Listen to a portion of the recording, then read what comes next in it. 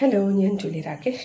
അപ്പോൾ നമ്മുടെ മണി മാനിഫെസ്റ്റേഷൻ്റെ സമ്പത്ത് എങ്ങനെ ആകർഷിക്കാം, അപ്പോൾ അതിലെല്ലാവർക്കും ഒരുപാട് റിസൾട്ടാണ്, നല്ല നല്ല റിസൾട്ടാണ്. ഞാൻ പറഞ്ഞ പോലെ ഫീസ് 3-ാമത്തെ ദിവസം അമ്മയ്ക്ക് കിട്ടും. പിന്നെ 3-ാമത്തെ ദിവസമാണ് നിങ്ങളുടെ ഭയങ്കര പൈസ. അപ്പോൾ ഒരാൾക്ക് കിട്ടിയപ്പോൾ ഒരു രാത്രി വോയിസ് ഇട്ട് കേട്ടോക്കിയാലോ. മണി മാനിഫെസ്റ്റേഷൻ ചെയ്യുമ്പോൾ ഇത് എന്താണെന്ന് അറിയാലോ ജിജ്ഞാസയായിരുന്നു എനിക്ക്.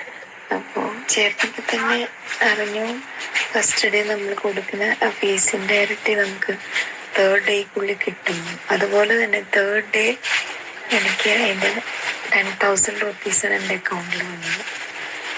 പിന്നെ അതുപോലെ എനിക്ക് പറയാനാണെങ്കിൽ ഒരുപാട് അവിടെ എവിടെയൊക്കെ എവിടെ നോക്കിയാലും നമുക്ക് പൈസയുടെ കുറവ് വരുന്നില്ല. എവിടെയാണെങ്കിലും ഉണ്ട്, ഒരാൾക്ക് ഹെൽപ്പ് ചെയ്യാനാണെങ്കിലും. കേട്ടില്ലേ? ഇനിയുണ്ട് വോയിസ്. ഒരു ചാട്ടൻ്റെ കൂടി കേൾക്കാം. അതായത് ആള് വേണ്ടാന്ന് പറഞ്ഞിട്ട് കയ്യിൽ പിടിച്ചു വെച്ച് കൊടുത്ത പൈസ കേട്ടോക്കാം. 39 ഒക്കെ ആവുന്ന സമയത്ത് സാർ എന്നെ വിളിച്ചു.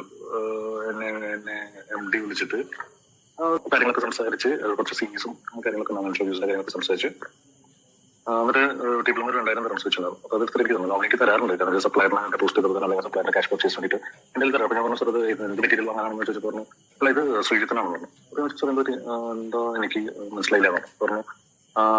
അവരും മാത്രമല്ല വെക്കേഷൻ വർക്ക് ചെയ്ത് ശ്രീജിത്ത് വർക്ക് ചെയ്താണല്ലേ, അപ്പോൾ അത് എനിക്ക് സാലറി കിട്ടിയാലും ഞാൻ വർക്ക് ചെയ്യുള്ളൂ അവനൊന്നും ഞാൻ പറഞ്ഞിട്ടില്ല. അത് അവർ ചോദിക്കുന്നത് അത് അവരുടെ ഇതാണത്. ഞാനിത് ഒരാൾ ചോദിച്ചില്ല, അല്ല ഇത് ശ്രീജിത്തിനെ വയ്ക്കും, അത് ശ്രീജിത്ത് നല്ല തന്നെയാണ്. അവർക്ക് എനിക്ക് കൊടുക്കാമെങ്കിൽ ശ്രീജിത്തിനെ കൊണ്ട് എനിക്ക് തന്നോട് ഒരു 2000 തരാം എനിക്ക് തന്നു. ഞാൻ ആകെ എന്താ പറയുക, എന്റെ കണ്ണീന്നൊക്കെ സത്യം പറഞ്ഞാൽ കണ്ണീന്നൊക്കെ വെള്ളം വന്നു. എനിക്ക് തീരെ പ്രതീക്ഷിക്കാത്തൊരു എമൗണ്ട് 2000 തരാം സാർ.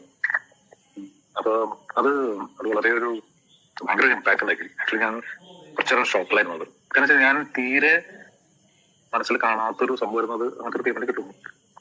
പിന്നെ മാഡം നമ്മളെ തന്നെ നമുക്ക് കിട്ടാതെ നമുക്ക് വരും, ചോദിക്കാണ്ടിരിക്കേണ്ട കാര്യമില്ല. പക്ഷെ നമ്മൾ ചോദിക്കാറില്ല അകത്തിൽ. കേട്ടില്ലേ? അതാണ് നമ്മുടെ മണി മാനിഫെസ്റ്റേഷൻ എന്ന് പറയുന്നത്. നമ്മുടെ സാമ്പത്തിക തടസ്സം നമ്മൾ അറിയണം, അതും കൂടെ നീക്കി കഴിഞ്ഞു. ഇപ്പം നമ്മുടെ വീട്ടിലെ കിച്ചൺ സിങ്കിലൊക്കെ ബ്ലോക്ക് ഉണ്ടെങ്കിൽ നമ്മൾ ആ ബ്ലോക്ക് മാറ്റിയാലല്ലേ വെള്ളം പോവുള്ളൂ.